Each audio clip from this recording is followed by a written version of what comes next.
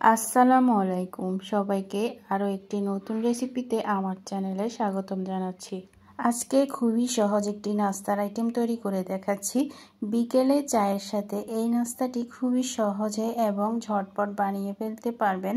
আমি এই নাস্তাটি তৈরি করেছি কোনো রকম তেলে ভাজা ছাড়া। কিভাবে নাস্তাটি তৈরি করেছি তো চলুন দেখে আসি। প্রথমে রুম টেম্পারেচারে 2টি ডিম নিয়ে নিয়েছি। ডিমগুলো অবশ্যই রুম টেম্পারেচারের হতে হবে। এখন দিয়ে দিচ্ছি 2 টেবিল চামচ চিনি। চিনির পর এখন এখানে দিয়ে দিচ্ছি 1 টেবিল চামচ ইস্ট দেওয়ার পর এখন এখানে দিয়ে দিচ্ছি 1 টেবিল চামচ গুঁড়ো দুধ। এখন সামান্য একটু লবণ দিয়ে ভালোভাবে উপকরণগুলো মিশিয়ে নিচ্ছি। সমস্ত উপকরণগুলোকে একটু ভালোভাবে মিশিয়ে নিতে হবে। সমস্ত উপকরণগুলোকে ভালোভাবে মিশিয়ে নিয়েছি। এখন এখানে দিয়ে দিয়েছি 2 টেবিল চামচ রান্নার তেল। এখন পরিমাণ মতো আটা দিয়ে আমি একটি সফট ডো তৈরি করে নিচ্ছি।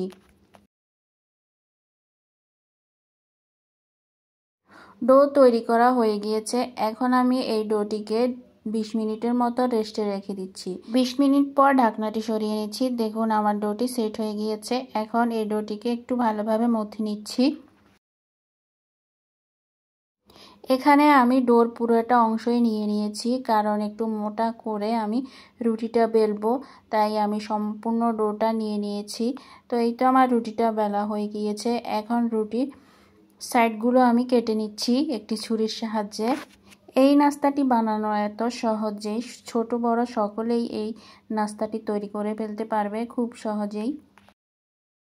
তো রুটির সাইডগুলো কেটে নেওয়ার পর এখন আমি একটি স্কেলের মাধ্যমে এভাবে ছুরি দিয়ে লম্বা লম্বা করে কেটে নিচ্ছি। যারা স্কেল ছাড়াই সুন্দরভাবে কাটতে পারেন তারা স্কেল ছাড়াই কেটে নেবেন। আমি একটু সাইজগুলো সুন্দরভাবে কেটে নেওয়ার জন্য স্কেল ব্যবহার করেছি।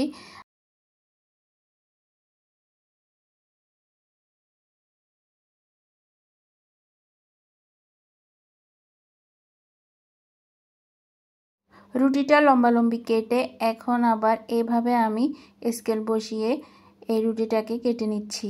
জাস্ট এভাবে কেটে নিলেই নাস্তাটি তৈরি হয়ে গিয়েছে। এই যে দেখুন আমি নাস্তাগুলো তৈরি করে ফেলেছি। বাসায় এভাবে একবার হলেও এই নাস্তাটি তৈরি করবেন। ছোট বড় সকলেই এই নাস্তাটি খুবই পছন্দ করবে।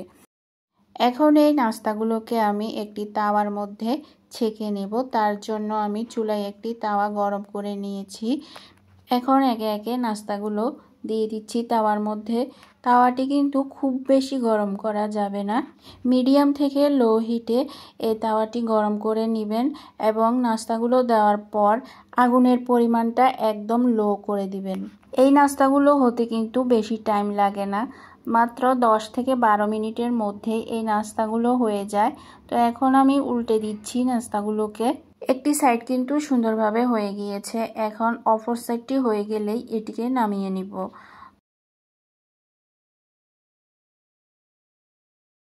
নাস্তাগুলো হয়ে গিয়েছে, এখন আমি এগুলোকে নামিয়ে নিচ্ছি। এগুলোকে দেখতে অনেকটা বিস্কিটের মতো মনে হয়।